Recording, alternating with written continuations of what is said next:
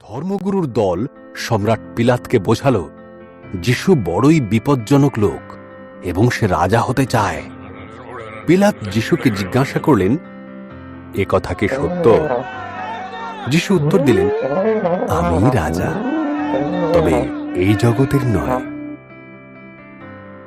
পিলাত বললেন, যিশু নির্দোষ, আমি তাকে হত্যা করার কোনো কারণ খুঁজে পাচ্ছি না, আমি ওকে মুক্তি দেব। কিন্তু সমবেত জনতা চিৎকার করে উঠল, ওকে হত্যা করো। আর তাই পিলাত তার সৈন্যদের হুকুম দিলেন যিশুকে চাবুক মারার। তারা যিশুর মাথায় জোর করে কাঁটার মুকুট পরিয়ে দিল।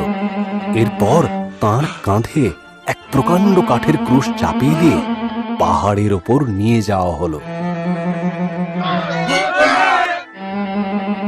সেখানে রোমান সৈন্যরা ঈশ্বরের প্রিয়তম পুত্র যিশুর হাতে পায়ে পেরেক মেরে ক্রুশে ঝুলিয়ে দিল।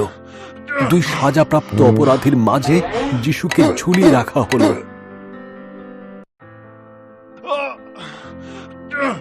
দুপুর নাগাদ আকাশ ঘন কালো মেঘে ছেয়ে গেল।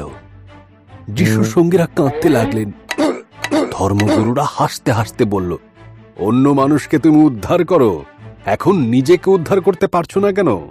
যিশু বললেন, ঈশ্বর এদের ক্ষমা করুন।